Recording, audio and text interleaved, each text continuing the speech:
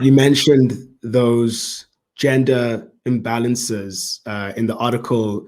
You speak about a woman who you encountered in your temple and traced the history of those gender imbalances across different generations of Indian women in South Africa. How were those gender imbalances sort of reproduced by the colonial administration, and how do those, because I mean, what you mentioned in your essay, which I thought was really interesting, was that when waves of indentured laborers were brought onto the continent, one of the tactics that the colonial administration deployed was ensuring that they had no relations of kinship or community coming with them, so that they could be completely uprooted and could be weak insofar as lacking adequate networks of support.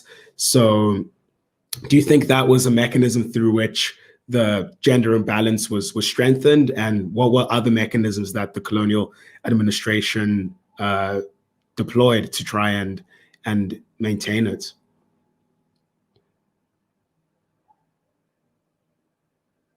I think I'm mute. Okay. Yeah, that gender imbalance was pretty kind of foundational in a lot of things, one of them being kind of family violence and gender-based violence within South African Indian communities. But the colonial administration at that point really wanted to make sure there was no sense of rootedness for the laborers. And so having a family, being able to reproduce, was part of that. And so there definitely is a kind of reproductive justice element to the kinds of cruelties that the indentured laborers had to kind of endure. And another thing with that gender imbalance is that there was a lot of kind of transactional relationships, a lot of polyamorous, poly setups, a lot of sex work happening as well. And so there was definitely kind of constructions of indentured womanhood that were premised on being fallen women, on being, sexually promiscuous, on being deserving of any violence that was needed to make sure she wasn't transgressing her husband or a plantation master or colonial official. And there's so many archival kind of recordings and whatnot that show how women fought for the right to divorce their partners, for example, because a lot of them got married on the ships. And so when they got here, they were already paired up. And so when abuse started happening in those partnerships, there was no way for them to kind of legally get out of that or seek any protection. So that gender imbalance was pretty foundational in kind of the constructions of womanhood as well as family. And at some point, I think during the RAG Commission, it was kind of a weird collusion between, not weird, but it was a collusion between indentured Indian men and colonial officials to kind of retranscribe these Victorian family values into indentured women, to make sure that they knew that they were not the head of the household, they did not have agency, and they needed to rely on men. And that was kind of legislated through marriage and divorce and kinship kind of regulations at that point. And these resistances that you mentioned, how did women resist? They fought for the right for divorce. Some women tried to leave their husbands. What was available to women as far as a way to counter this in the face of so many constraints?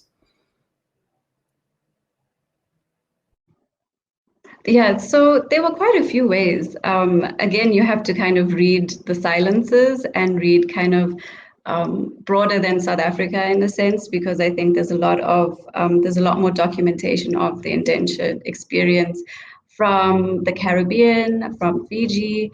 And so I kind of use that to triangulate what indentured women in South Africa may have possibly been doing. And so part of that was just like being a nuisance. So they would get arrested for public indecency or kind of they would do kind of petty things to get locked up so that they would not be at home or in the compound with abusive partners or husbands. They would rather spend time in a jail than that. Petitioning for divorce, protesting, and the person I mentioned in the story when I was interviewing her for my MA, she mentioned the notion of self-made care because she had never accessed any social welfare or any therapy or any kind of mental health professional for the abusive marriage that she was in. And she referred to what she had done to protect herself and her children. She relied on herself. It was self-made care. And I think that is a huge part of the ways in which descendants of indenture also make do with instances of abuse and instances of violence. Yeah, because I mean, speaking of descendants, it goes without saying that South Africa's patriarchal problem is a massive one. We have the highest rate of gender-based violence of the world, and you quote Pumla Dineo-Qola, who's an eminent scholar on all of this, and she speaks about how the silences are integral to maintaining rape culture in the country, because the instances of gender-based violence are still treated with shame and fear and embarrassment, and people tend to react with shock and outrage at hearing of one, rather than the more sort of grim reality that this is something that we have normalized because it's so dominant in our lives. So when thinking about the strategy of resilience that you've just described, which is one primarily of self-reliance, do you think that's something that's carried through till today? And is the community getting closer to at least breaking the silences, or are the silences being broken in ways perhaps which are not so obvious? Well, I think there's many ways, there's many orientations to that. And I'm definitely not a spokesperson for the community in any way, but I think that just looking at the response to the work I've been writing about gender-based violence, sexual violence, abuse within South African Indian communities, there is such a large space and group of people who are genuinely working on dismantling things, on providing support, on, speaking at temple gatherings, on working at domestic violence, phone lines and at shelters. So I don't think that self-made kind of care or self-reliance is the only mode anymore, but it definitely is, I don't want to say inherent, but it's definitely part of that story of indentureship. I mean, self-reliance was a huge part of that experience in and of itself, beyond healing or recovering from gender-based violence. So yeah, I think there's a lot of different ways in which people are trying to creatively and imaginatively work through this. Some of it is through the state, but a lot of it is also private. Like it's just individuals and communities who want to do something different.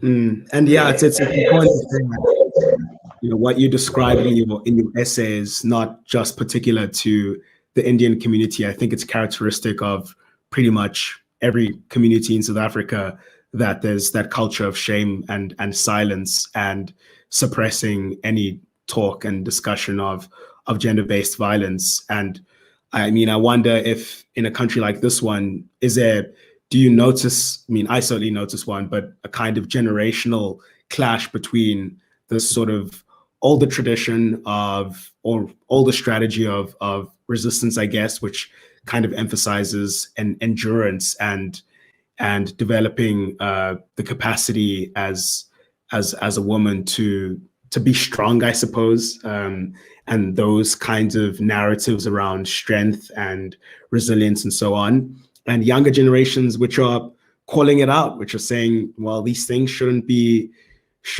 tolerated. These things should be broken open and spoken about without fear. And in your experience, especially the woman that we've been talking about, when you interviewed her, did some of that kind of generational tension appear, or not so much?